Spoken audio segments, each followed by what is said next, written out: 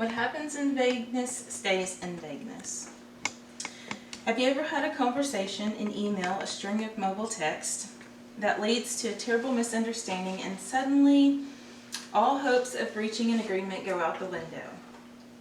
Ambiguity and abstractions overuse is one of the 10 most common barriers for effective communication. Being an employee for approximately 23 years, I have experienced communication barriers in the workplace. Today's topic is how to overcome ambiguity and abstractions overuse, a problem, a solution, and an action.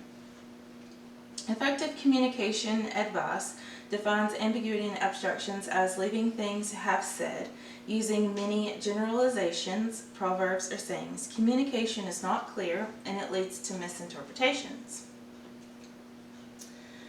Uncertainty or vagueness is a large problem with ambiguity.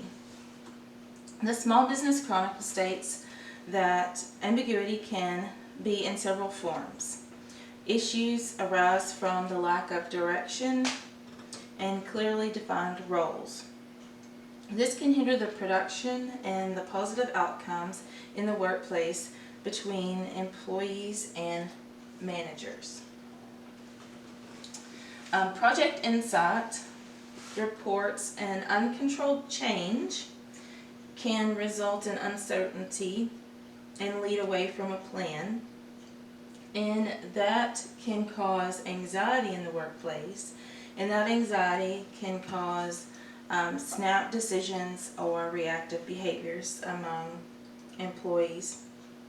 Increasing uncertainty results in discomfort, and discomfort increases in the likelihood of conflict and poor productivity in the workplace.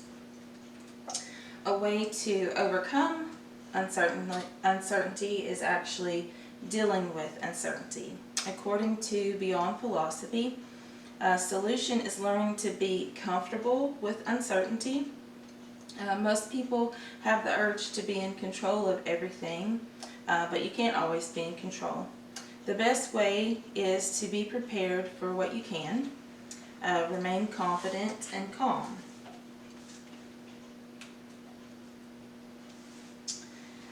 Indeed editorial team also explains that to approach things, each task with confidence, knowing that your employer or your manager actually chose you for your skills, your experience, your education, and use the qualifications the best of your ability to complete your duties, even though it may sound ambiguous.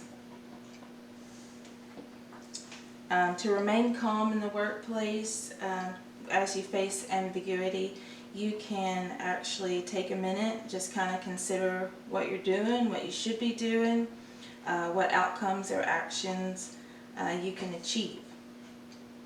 Whenever you take all of these into consideration, they can help you calmly and confidently approach any kind of situation.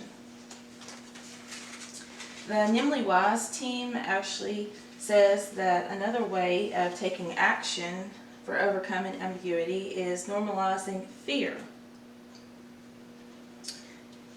One of the ways that they say that you can do this is having an understanding between managers and employees, making sure that everybody knows that work is not always black and white. There is uncertainty and confusion that happens in the workplace, and those feelings are valid. That doesn't make anyone any less of an asset to the team. It's important to make sure that you ask questions and enhance those feelings to power through and grow as a team. There is a large number of increasing guidelines and tools on how to deal with ambiguity. Management Help actually gives 5 different strategies for self-management. One of those is enhance interpersonal skills. That way you can have more patience with others and others can have more patience with you. Strengthening your communication skills, making everything crystal clear so that everybody's clear and they all understand. Manage your time and your stress, to be more patient with confusion and frustration that may occur from the ambiguity. strive for a growth mindset. This would be to be more patient and confident with frustrations that may occur. What striving for a growth mindset is actually, rather than having a fixed mindset, having an open mind so that you can use the ambiguity in the workplace as a learning opportunity. Practice mindfulness. This is to be present in the moment and not to focus on the confusion and the frustration.